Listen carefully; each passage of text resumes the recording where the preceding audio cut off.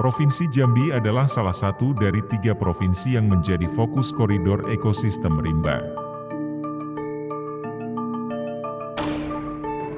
Program rimba merupakan bentuk perhatian dari lembaga dunia, GEF, dan UNEP, yang bekerja sama dengan Direktorat Jenderal Tata Ruang Kementerian Agraria dan Tata Ruang Badan Pertanahan Nasional.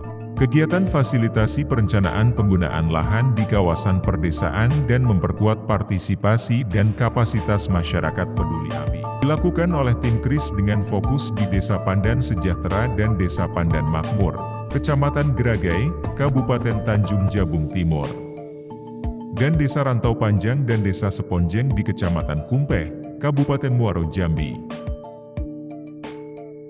Keempat desa ini berada di dalam klaster 2 ekosistem koridor rimba.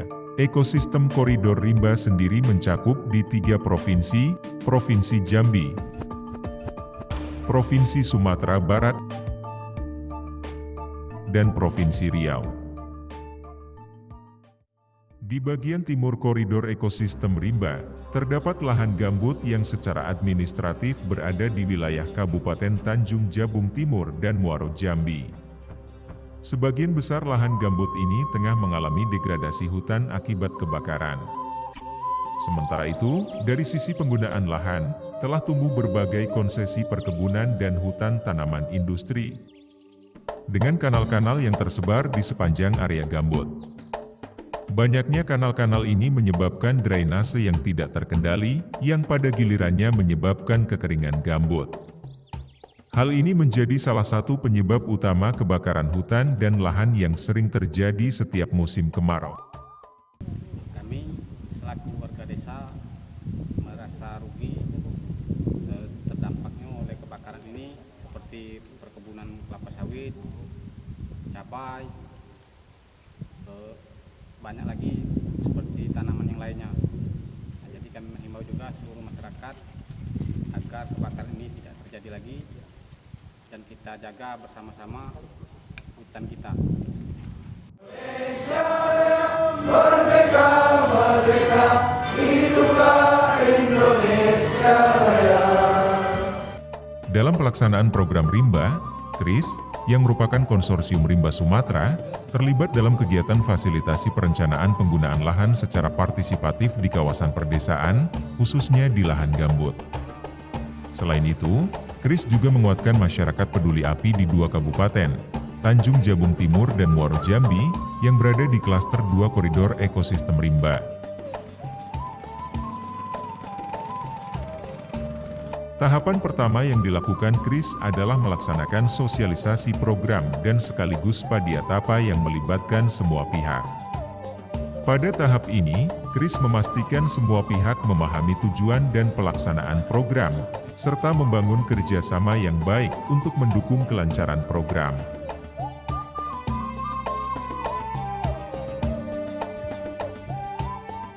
Proses perencanaan penggunaan lahan di kawasan perdesaan dilakukan dengan pendekatan yang partisipatif, melibatkan masyarakat dalam setiap tahapannya. Langkah-langkah utama yang dilakukan tim KRIS dalam proses perencanaan ini. Tahap pertama adalah analisis data sekunder, yaitu pengumpulan informasi mengenai karakteristik lahan, kondisi lingkungan, serta faktor sosial, ekonomi, dan politik yang ada di desa. Setelah itu, tahap berikutnya adalah membentuk tim Pluper Desa. Tim ini terdiri dari perwakilan masyarakat yang memiliki pemahaman tentang kondisi lokal dan kebutuhan desa, yang akan berkolaborasi untuk merancang rencana penggunaan lahan.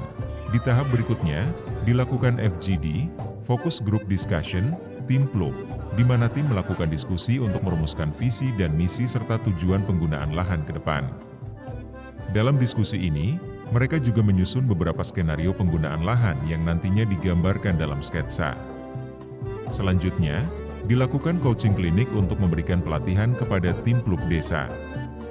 Pada tahap ini, tim dibekali dengan pengetahuan dan keterampilan yang dibutuhkan agar perencanaan yang dilakukan lebih efektif dan tepat sasaran.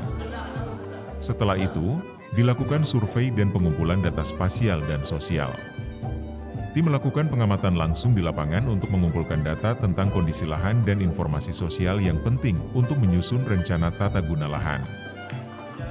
Dengan data yang sudah terkumpul, tahap selanjutnya adalah pengolahan data dan sinkronisasi data.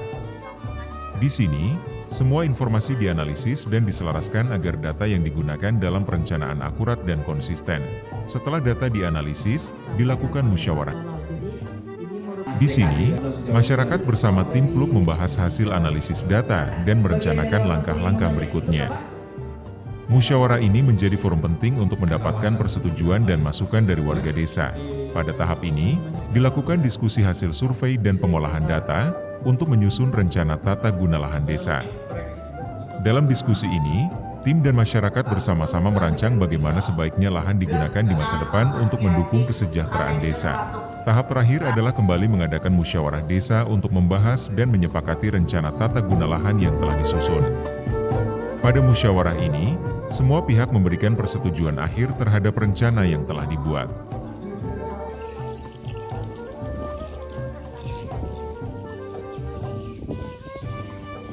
Dalam memperkuat partisipasi dan kapasitas masyarakat peduli API, KRIS memulai dengan melakukan survei pengumpulan data terkait kondisi aktual MPA, masyarakat peduli API, dan juga mengadakan workshop untuk mengidentifikasi kekuatan, kelemahan, peluang, dan ancaman MPA terkait kesiapan mereka jika terjadi kebakaran di lahan hutan dan gambut di sekitar mereka.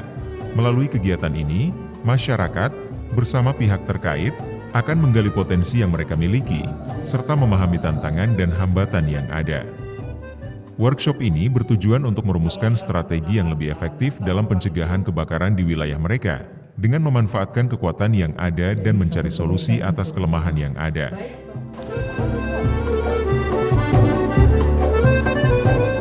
Setelah semua teridentifikasi, dilakukan pelatihan untuk menguatkan MPA yang fokus pada cara-cara dan teknik memadamkan api di lahan gambut. Selamat siang semuanya, saat ini kita sedang berada di Desa Pandan Sejahtera. Saat ini kita melakukan simulasi pemadaman api ketika terjadi kebakaran baik di kawasan gambut maupun di kawasan hutan lindung ya. Pagi kita sudah mendapatkan pengarahan dari para narasumber kita bagaimana teknik-teknik pemadaman api dan juga mengenali titik-titik api di kawasan gambut karena memang sangat berbeda dengan kebakaran di kawasan lainnya. Jadi untuk itu tadi kita sudah mendapatkan beberapa teori dan juga mendapatkan beberapa materi bagaimana sebenarnya teknik pemadaman api yang paling tepat untuk kawasan gambut. Nah, ini sangat bermanfaat Bapak Ibu mengingat kawasan gambut itu sangat rentan dengan kebakaran terutama di musim kemarau, sehingga memang ini sangat diperlukan untuk meningkatkan kesiapan ataupun kapasitas para komunitas masyarakat peduli api. Adapun kendala yang mereka hadapi selama ini adalah bagaimana ketersediaan dana ketika mereka sedang beroperasional di lapangan, termasuk dana-dana untuk langsung dan juga untuk peralatan mereka. Jadi untuk itu mereka sangat membutuhkan pendanaan yang senantiasa ada di sepanjang tahun, mengingat memang di sepanjang tahun pasti akan ada kebakaran di kawasan gambut.